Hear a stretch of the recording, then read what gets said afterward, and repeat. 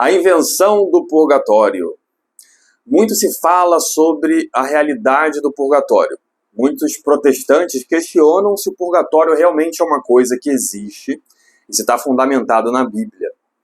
Aqui no canal do YouTube você vai encontrar um vídeo meu sobre o sola escritura e seus erros. Ou seja, que perguntar se uma coisa está na Bíblia não é a única pergunta que você deve fazer, nem é a única fonte para a gente saber se uma coisa é desse modo ou não. Porque a fonte é a tradição apostólica, e parte dela está na Bíblia, parte dela está nas tradições da Igreja Católica e da Igreja Ortodoxa. Mas isso está tudo lá nessa outra aula, que a gente não vai focar nisso. E para ajudar você, que é católico, a entender por que o purgatório existe e como ele está permeando a Sagrada Escritura, vamos trazer alguns exemplos aqui. E também para os evangélicos e protestantes aí, que querem se perguntar se isso realmente existe. Eu tenho vários amigos protestantes que já me perguntaram sobre o purgatório com honestidade intelectual, realmente querendo saber se ele é uma realidade existente ou não. Então, eu queria trazer algumas passagens aqui, como sempre a gente vai ser bem pragmático dentro da Bíblia, para a gente entender se tem algum fundamento ou não.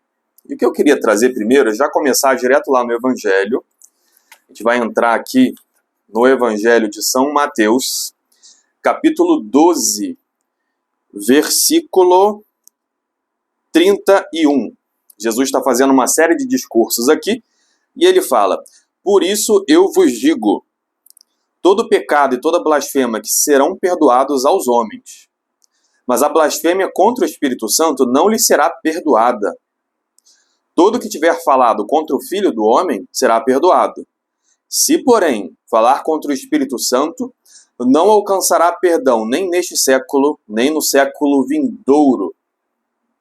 Interessante. O que quer dizer isso? Que a pessoa não vai ser perdoada nem nesse século, nem no próximo século, nem na vida eterna.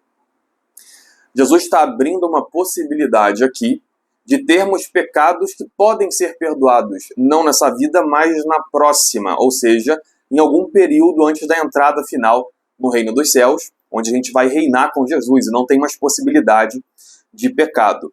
Fica a dúvida do que quer dizer essa coisa, né? Nem nesse século, nem no vindouro. O que ele quer dizer com isso? E a gente tem outras passagens em que isso aparece. Se a gente for um pouquinho mais para frente, eu estou dizendo que fica a dúvida para quem só lê a Bíblia e não conhece a tradição da igreja, que a gente já sabe o que é. Mas vamos olhar aqui como uma pessoa que está lendo a Bíblia do zero, né? E não sabe de mais nada. É um arqueólogo, encontrou a Bíblia, não conhecia e está lendo aqui. Se a gente for para São Lucas, capítulo 12, vamos aqui no versículo... São Lucas, capítulo 12, versículo 47. Jesus está fazendo aqui uma parábola, a parábola do senhor e do servo. Ele deixa um servo cuidando da sua família em casa e vai para uma viagem. Quando ele volta, ele quer ver se o servo cuidou bem ali da sua família e dos seus bens. E no versículo 47, Jesus diz... Bem, vamos um pouquinho antes, né? No versículo 45. Mas se o tal administrador imaginar consigo, meu senhor tardará a vir, e começar a espancar os servos e as servas, a comer, a beber, a embriagar-se, o senhor daquele servo virá no dia em que ele não o esperar, e na hora em que ele não pensar, e o despedirá e o mandará ao destino dos infiéis. Vamos lá. O servo que, apesar de conhecer a vontade de seu senhor, nada preparou e lhe desobedeceu, será açoitado com numerosos golpes. Mas aquele que, ignorando a vontade do seu senhor, aquele que não sabia o que o senhor dele queria, fizer coisas repreensíveis, será açoitado com poucos golpes. Porque em quem muito se deu, muito se exigirá. Aqui a gente já vê também uma diferença na pena, ou seja, ambos aqui têm culpa, os dois servos, o que sabia da vontade do Senhor e o que não sabia e fez uma coisa repreensível. Mas a pena, o que eles pagam por isso é diferente. Um paga mais por aquilo ali, outro paga menos. Já se começa a ser desenhada aqui uma diferença entre a culpa em si, que já era capaz aqui de despedir esse servo, e a pena que ele vai sofrer por aquilo. Mas é claro que essa pena poderia ser, por exemplo, alguém pode dizer, o inferno. Um vai sofrer mais no inferno, porque recebeu mais amor de Cristo e não correspondeu, e outro vai sofrer menos, porque recebeu menos graças de Deus, então correspondeu, enfim, na mesma medida. Mas se a gente avançar um pouquinho mais, para o versículo 58, a gente vai ter um pouquinho mais para frente, na mesma página aqui. Ora, quando fores com o teu adversário ao magistrado, faze o possível para entrar em acordo com ele pelo caminho, a fim de que ele não te arraste ao juiz, e o juiz te entregue ao executor, e o executor te ponha na prisão. Digo-te, não sairás dali até pagares o último centavo. Outra coisa interessante, o que quer dizer isso? Né? Que a pessoa pode acabar saindo depois de pagar esse último centavo. Fica essa possibilidade. Ah, mas talvez seja só uma forma, uma figura de linguagem que Jesus está falando aqui, e na verdade a pessoa nunca vai sair de lá, é um exagero. Ah, até pagar o último centavo, e a pessoa não vai conseguir pagar mais. Poderia se entender assim. Mas se a gente combina isso com a informação que a gente pegou aqui de Mateus 12, 31, é um pecado que não vai ser perdoado nem neste século, nem no vindouro, quando a gente começa a combinar tudo da Bíblia, já vai se desenhando aqui essa distinção entre a culpa, uma coisa é uma culpa que não pode ser perdoada, que tem uma pena perpétua, como o pecado contra o Espírito Santo, que em outro momento a gente explica o que é, e uma culpa que pode ser perdoada, mas com uma pena temporal, uma pena que é possível ser calculada e paga, que na verdade é o efeito do pecado, como a gente vai ver um pouco mais à frente. Se a gente pegar também, para entender um pouco melhor essa diferença da culpa e do pecado, vamos voltar lá no Antigo Testamento, em 2 Samuel, capítulo 12. Os versículos aqui que eu vou ler são os de 13 a 14. É o momento em que Davi pecou com a mulher de Urias, mandou matar esse servo, ele gostou da mulher dele, mandou esse cara para frente da batalha para ele morrer lá pelos exércitos, para poder ficar com a mulher dele ali. Enfim, ele acabou engravidando aquela mulher. Quem quiser dar uma lida nos capítulos anteriores, é o capítulo 11 aqui, de 2 Samuel. E o profeta Natan vem falar com Davi para refrescar a memória dele de que ele está pecando, para acordar ele. E chega um momento em que Davi, ouvindo o relato, ele confessa que pecou. Ele tem consciência disso e pede perdão. Davi disse a Natan: pequei contra o Senhor. Então ele admite, ele nem tenta esconder sua culpa ou dar uma desculpa, igual Saul fazia, né? Um pouco antes. Natan respondeu: o Senhor perdoa o teu pecado, não morrerás. Olha que bom, acabou. A culpa dele foi tirada. Davi vai poder estar no reino dos céus com o seu Senhor, que é o Messias, Deus. Porém, não é tudo, não acaba aqui. A culpa dele foi perdoada. Todavia, como desprezastes o Senhor com essa ação, morrerá o filho que te nasceu. E Natan voltou para sua casa. Aqui a gente tem uma distinção. A culpa de Davi foi perdoada, mas existe um efeito do pecado que ainda precisa de uma reparação. Por causa dos nossos pecados, a gente tem na gente uma marca, fica uma marca na gente, mesmo que a culpa seja perdoada, existe um efeito daquele pecado. Uma pessoa, por exemplo, gulosa, que come muito, come o tempo todo, come. Se ela pedir perdão a Deus, ela vai ser perdoada, e ela abandona aquele pecado depois daquele dia, não torna a pecar mais. Mas o efeito do pecado, que é ela ter ficado bem gorda, isso aí não vai sumir assim, ó, num estalar de dedos. Ele tem que fazer uma vida de penitência ali para apagar o fruto daquele pecado, a mancha que aquele pecado deixou nele. Ele não vai mais para o inferno. A culpa dele foi perdoada. Mas a pena continuou válida. A gente ainda tem um efeito do pecado que Deus quer ajudar essa pessoa a reparar. Aqui na Bíblia, aqui em 2 Samuel, a gente vê esse exemplo de uma forma mais gráfica, que seu filho vai morrer por causa disso. Mas na prática, né, não é que Deus também vai castigo justo assim pelas coisas que ele fez. Sou mal, agora vai sofrer por causa disso. Não, na prática o pecado ele traz uma série de consequências que a gente vai precisar limpar na nossa vida aqui, no caminho, como Jesus disse lá em Lucas, como eu mostrei agora há pouco. A gente pode se reconciliar aqui enquanto a gente está no caminho. Vamos voltar aqui, ó. Entre em acordo com ele pelo caminho. Você pode apagar os frutos desse pecado, a pena desse pecado aqui pelo caminho. Você pode se purificar desse pecado aqui no caminho, apesar de já estar perdoado. A fim de que não te arraste o juiz, te entregue ao executor e te ponha na prisão, dali não sairás até pagares o último centavo. Então fica claro aqui também, por essa passagem, a gente já fez a distinção da culpa e da pena. Agora o que está aparecendo aqui é que existe a possibilidade dessa pena. Jesus já curou, já perdoou a culpa. Mas existe a possibilidade dessa pena ficar para a próxima, para um próximo momento, para a vida futura, ou seja, para esse período antes da entrada no céu.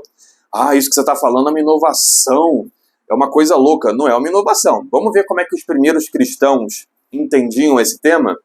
Se a gente pegar aqui um escrito de 253 de Orígenes, eu joguei até um pouquinho para frente, que 253 depois de Cristo, século III, bem antes aqui de Constantino, né, mais de 100 anos aqui antes quase 100 anos antes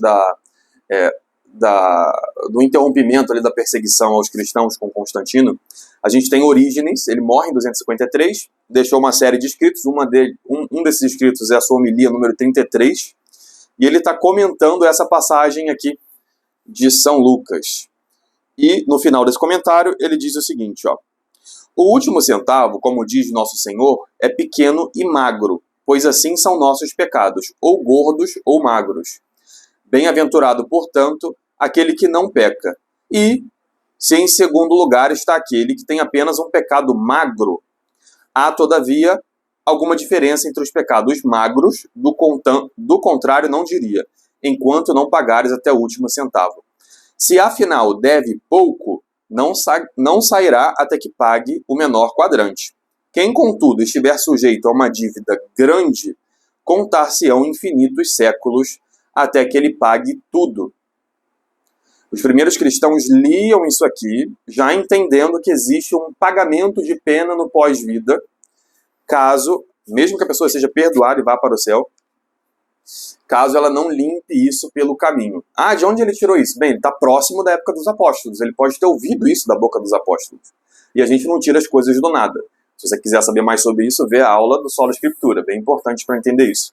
Mas não é só aqui Orígenes, que não está dentro da Bíblia. Se você aceita só a Bíblia como fonte da sua fé, a gente pode avançar um pouquinho mais na Bíblia e ir para a primeira carta de São Paulo aos Coríntios, capítulo 3, versículo de 9 a 15. Vamos lá. São Paulo diz aos Coríntios: nós somos operários com Deus, vós o campo de Deus, o edifício de Deus. Segundo a graça que Deus me deu, como sábio arquiteto, lancei o fundamento, mas outro edifica sobre ele. Quanto ao fundamento, ninguém pode pôr outro diverso daquele que já foi posto, Jesus Cristo. O fundamento da nossa fé é Jesus Cristo. Quem constrói sobre essa pedra chega ao céu. Ponto. Tem a sua culpa limpa. Agora, se alguém edifica sobre este fundamento com ouro, ou com prata, ou com pedras preciosas, com madeira, ou com feno, ou com palha, a obra de cada um aparecerá. O dia do julgamento vai demonstrá-lo.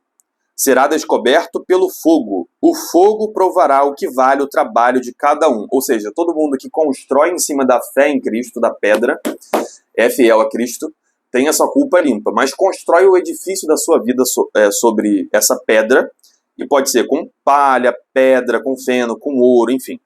Se a construção resistir, o construtor receberá a recompensa. Se pegar fogo, arcará com os danos. Ele será salvo, porém passando de alguma maneira através do fogo.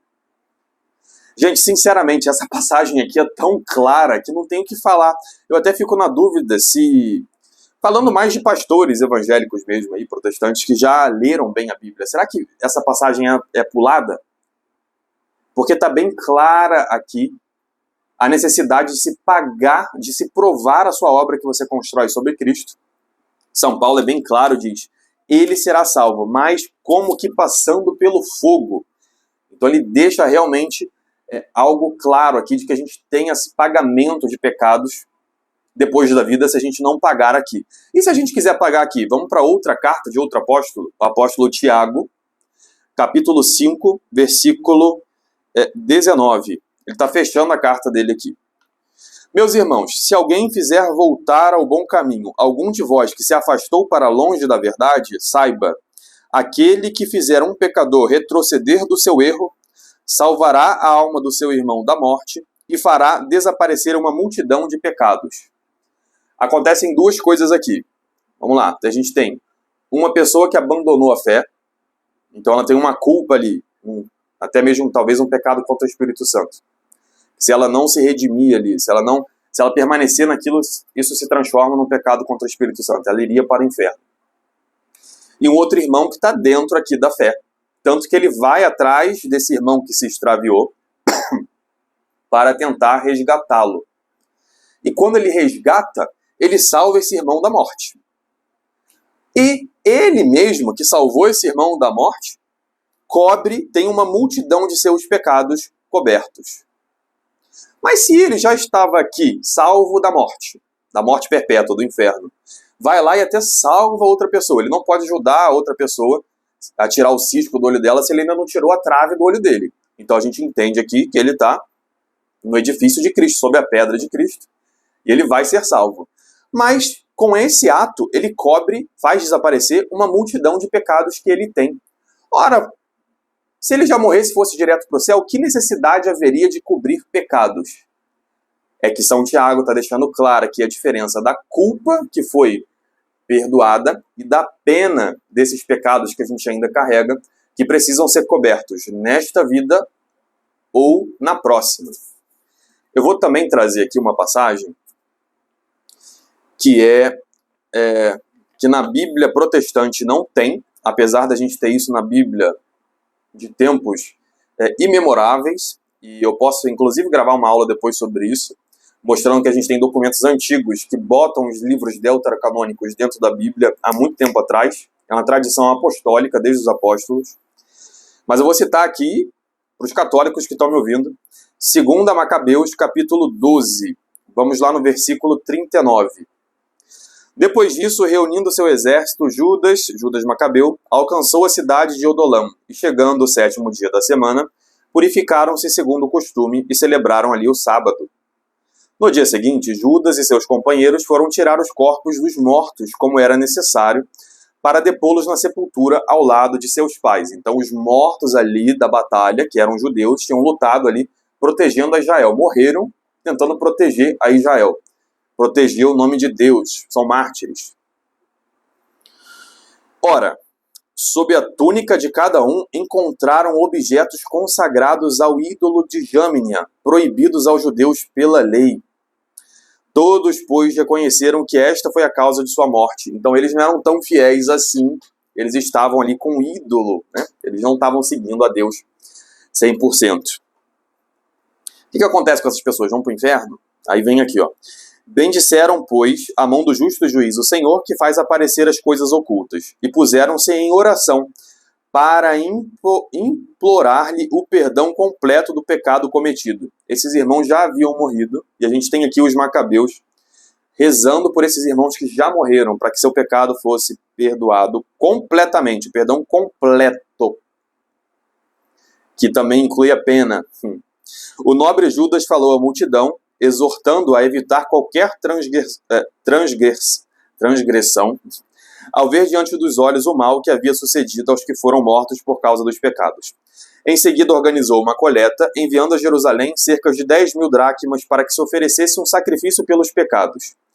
Belo e santo modo de agir, decorrente de sua crença na ressurreição, pois se ele não julgasse que os mortos ressuscitariam, teria sido vão e supérfluo rezar por eles. Os judeus não tinham muito claro também como é que seria a vida após a morte. Eles estavam preocupados com os filhos e a descendência, não pensavam na própria alma. Mas nesse momento aqui, século 2, 3 a.C., a gente já tem sim uma... Começa assim, né? Os judeus começam a ter consciência disso até na preparação da vinda do Messias.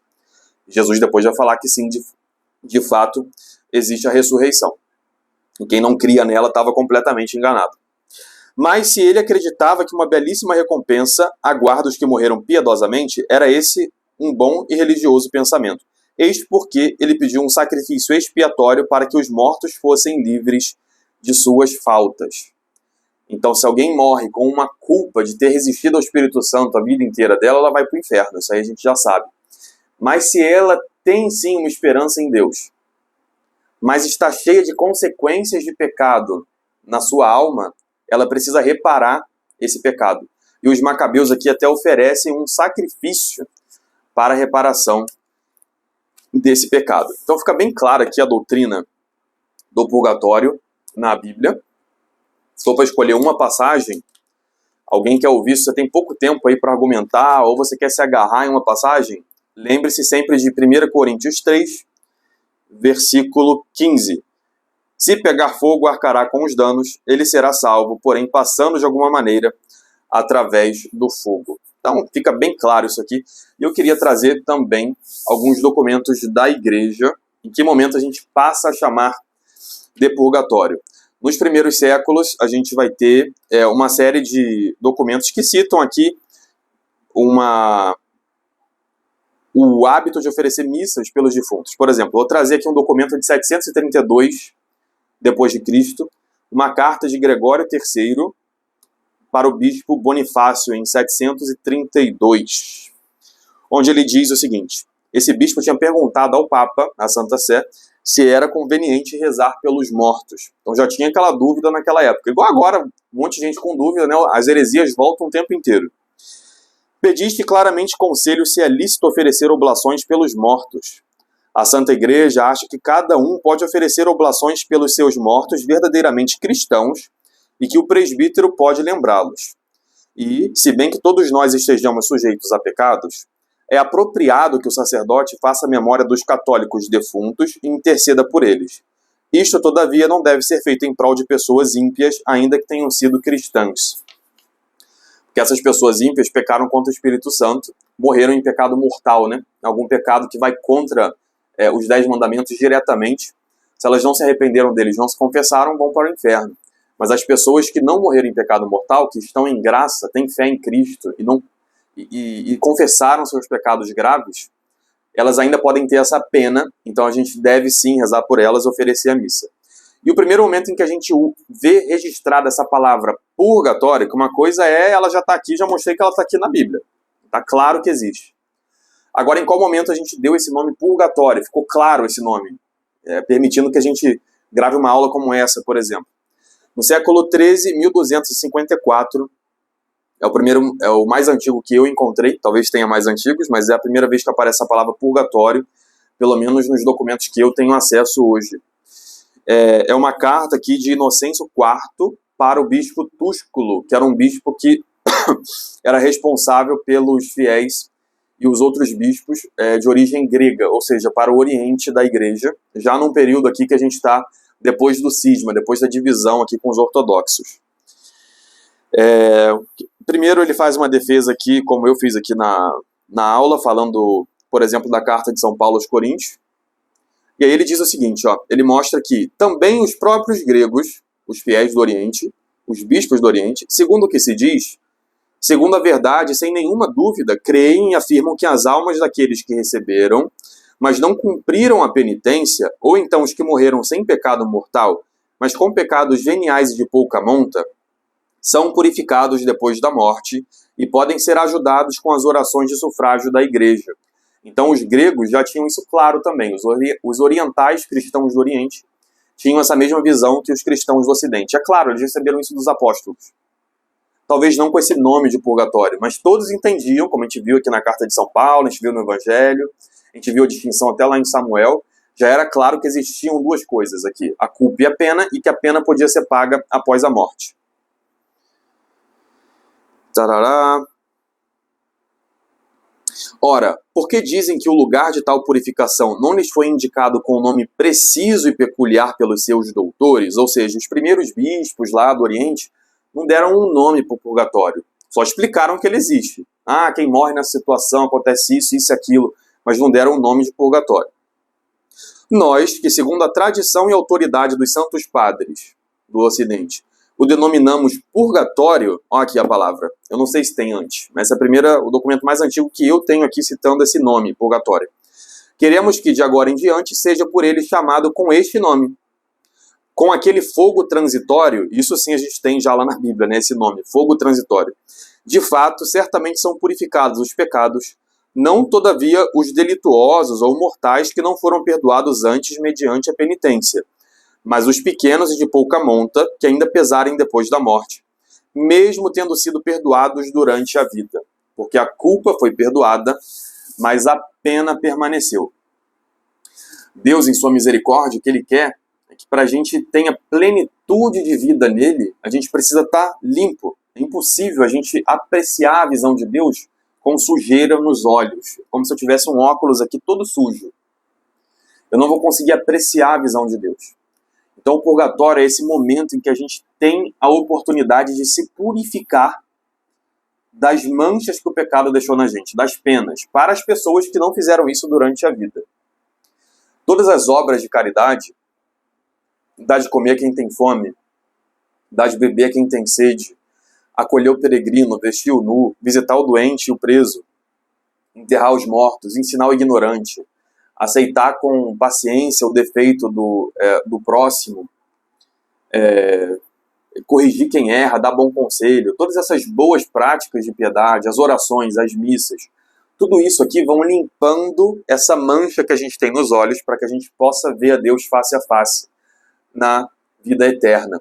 Mas aqueles que por acaso se arrependeram, receberam o perdão de sua culpa, mas não conseguiram se limpar, não se entregaram completamente, ou não tiveram tempo de fazer isso nessa vida, tem a oportunidade que Deus em sua misericórdia abriu para que essa sujeira seja limpa em um período de fogo ali. E esse fogo a própria pessoa sente, né? Porque ela vê que ela poderia ter sido mais fiel a Deus, poderia ter se doado com mais generosidade.